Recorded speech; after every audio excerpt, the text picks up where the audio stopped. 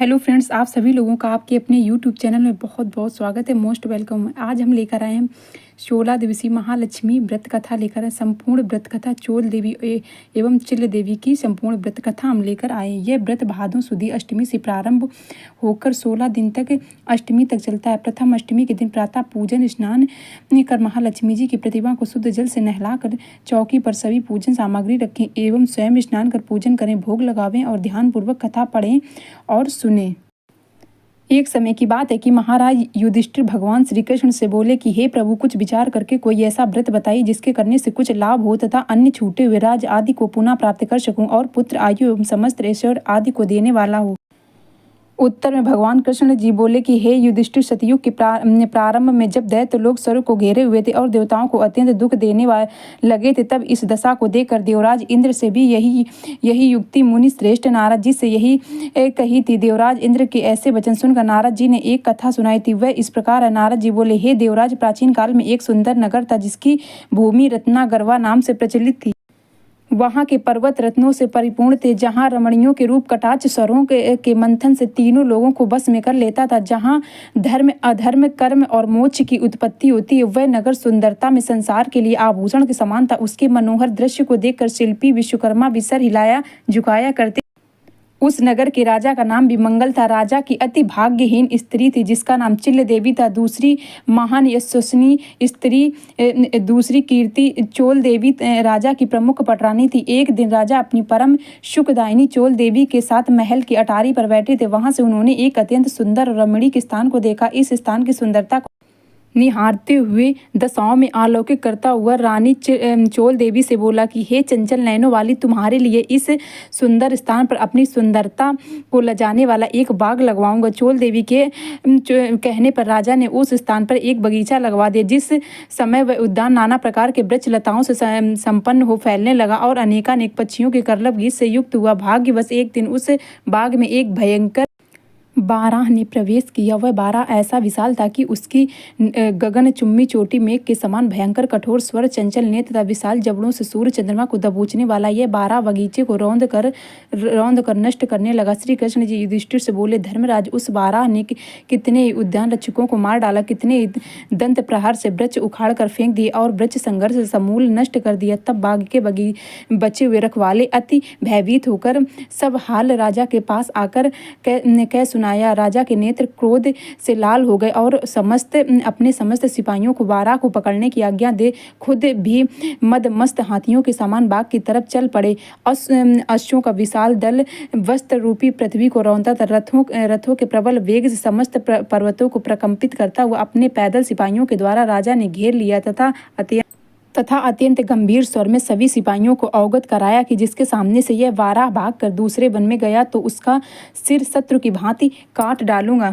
वह बारह राजा के ऐसे कठोर वचन सुनकर उनके ही सामने से भाग ही निकला और राजा अशक्ति खड़े ही रह गए और अपने कहे हुए वचनों से स्वयं लज्जित हो गए। परंतु घोड़े पर चढ़कर पीछा किया और एक जंगल में जिसके अंदर बाघ, सिंह आदि हिंसक जीव रहते थे वहां राजा पहुंचे। तमाल, ताल, अर्जुन आदि अनेक वृक्ष तथा झींगुरों के स्वरों से शब्दायन बिहड़ों में राजा उस सुअर को खोजने लगे। खोजते खोजते कुछ समय के बाद जब वे सुअर राजा के सामने आया, तब राजा ने ऐसा बाण मारा कि जैसे हरि ने ब्रज के द्वारा पर्वत के शिखर तोड़ डाले थे, उसी तरह से राजा ने सुअर को मार डाला। तब वही गंधर्व स्वरूप कामदेव के समान वेश धारण कर राजा से बोला कि हे राजन, तुम्हारा कल्याण हो, तुमने मेरी मुक्ति कर दी है। तुम मेरा वृतांत सुन लो जिसके मिलने से मैं इस प्रकार की योनि। नारद जी बोले, हे इंद्र, वह चित्ररथ नामक गंधर्व इस तरह से अंतर ध्यान हो गया जिस तरह शरद ऋतु में मेघ तुल्य हो जाते हैं। पश्चात अब राजा मंगल ने बगल में मृगछाला दबाए हुए एक विप्र ब्रह्मचारी को देख मुस्कुराते हुए कहा कि हे ब्रह्मचारी, तुम देव, दानव, मानव या गंधर्व आदि में से कौन हो?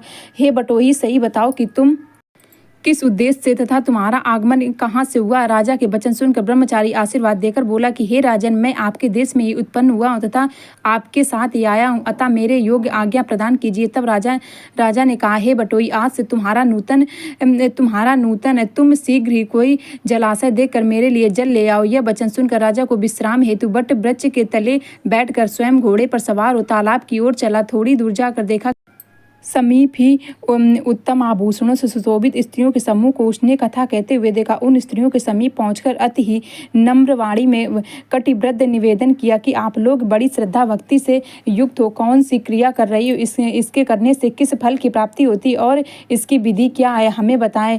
उस ब्रह्मचारी के वचनों को सुनकर नारी समुदाय ने कोमल वाणी में कहा कि हे विप्र, यह श्रद्धा भक्ति सहित एकाग्रचित हो सुनो। यह समस्त मनवांछित फल देने वाला महालक्ष्मी जी का व्रत है, जिसकी त्रिगुण में माया शक्ति प्रकृति के नाम से पुकारा जाता है। हे ब्रह्मचारी, भाद्र मास के शुक्ल पक्ष की अष्टमी से यह व्रत आरंभ होते हैं। प्रातः काल उठकर 6 बार हाथ पैर धोकर 16 धागों तथा 16 गांठों युक्त मालती के फूल, कपूर, चंदन आदि से भी श्री लक्ष्मी नमा मंत्र से प्रत्येक की पूजा करें। हे माँ लक्ष्मी, हमें धन धान्य धर्म कीर्ति आयु गज अश्व एवं पुत्र दीजिए।